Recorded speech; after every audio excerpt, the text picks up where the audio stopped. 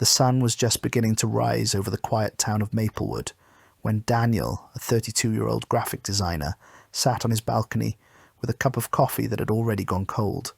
He stared at the skyline, lost in thought, the same thought that had been haunting him for months. He wanted change. He needed change. But he was terrified of it. Every morning he'd wake up and promise himself, today will be different. Yet, by nightfall, everything looked exactly the same. The same job, the same faces, the same tired version of himself staring back in the mirror. He wasn't unhappy, but he wasn't fulfilled either.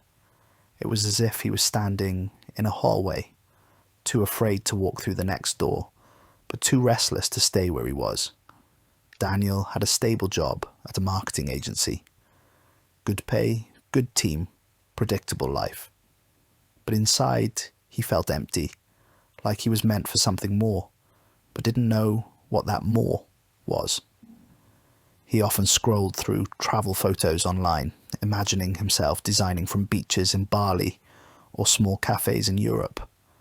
He dreamed of creating art freely, without clients or deadlines. But every time he thought about leaving his job, his chest tightened with fear. What if I fail? He'd whisper to himself. What if I regret it? What if I lose everything I've built?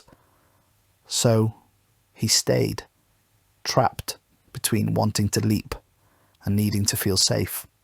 That's the strange thing about change. We crave it when we feel stuck, yet the moment it appears, we run from it like it's danger itself. One Sunday afternoon, Daniel went for a walk to clear his mind. It was one of those crisp autumn days when the wind carried both chill and comfort. He sat on a park bench watching a little girl trying to ride a bicycle. Her father stood behind her, gently holding the seat. "Don't let go, Daddy," she cried. "And I won't," he said with a smile. A few seconds later, he did let go, quietly without her noticing. And for a few glorious moments she rode on her own before realizing it. When she turned back and saw her father standing still, she panicked and fell. She wasn't hurt, but her eyes filled with tears. Her father walked up to her, knelt down and said softly, "See? You were doing it. You just got scared when you realized I wasn't holding on."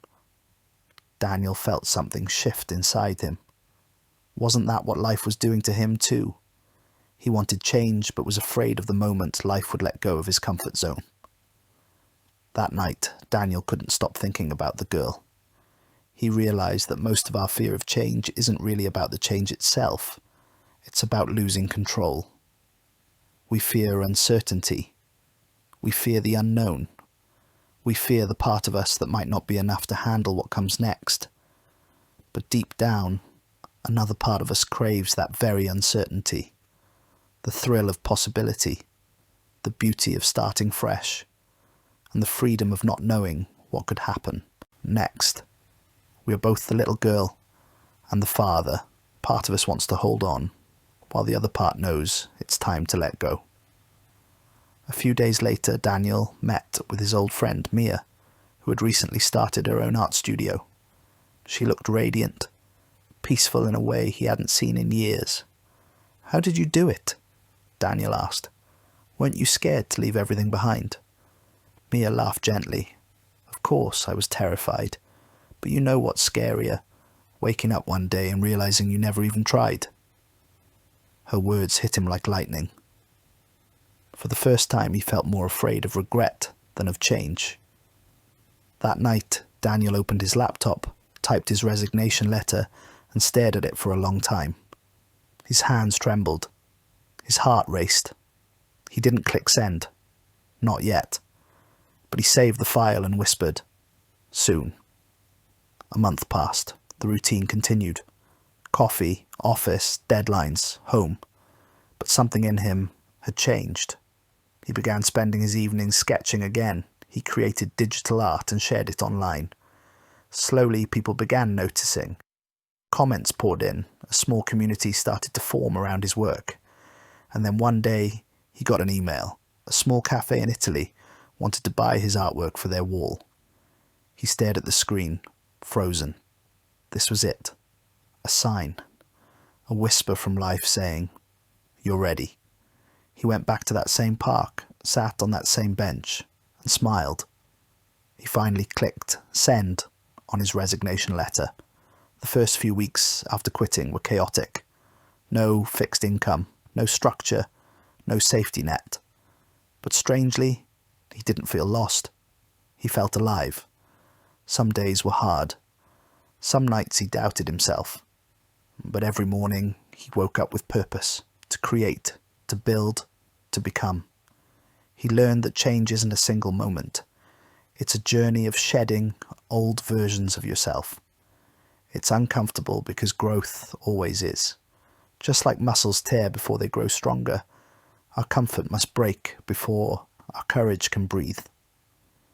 Months later, Daniel stood in a small art exhibition, his very own. His pieces lined the walls, each one representing a stage of his transformation. People admired his work and asked about his journey, and he found himself telling them the truth. I used to think I was afraid of change, but now I know. I was afraid of who I might become if I embraced it. Change had not broken him. It had built him. He realized that fear and craving are two sides of the same coin. We fear change because it asks us to trust, not in the outcome, but in ourselves. One day, while walking home, Daniel saw another child learning to ride a bike. This time when she fell, he smiled, because he knew what her father knew. That fear is a sign of growth trying to happen. We fear change because it asks us to let go of certainty, but we crave it because it promises us something real. Evolution, meaning, and life itself. If nothing changed, nothing would grow. And if nothing grew, we would never discover who we could become. Daniel's story isn't just his, it's ours. Every one of us has something we're afraid to change. A job, a relationship, a dream, or even ourselves. But fear doesn't mean stop. Fear means go, carefully, courageously, but forward. Change isn't about destroying the past, it's about building a future that feels more like you. So if you're standing at the edge of something new, trembling, unsure, remember this. You're not weak for being scared. You're brave for still wanting more. Because the truth is, we fear change because it asks us to leave behind who we were.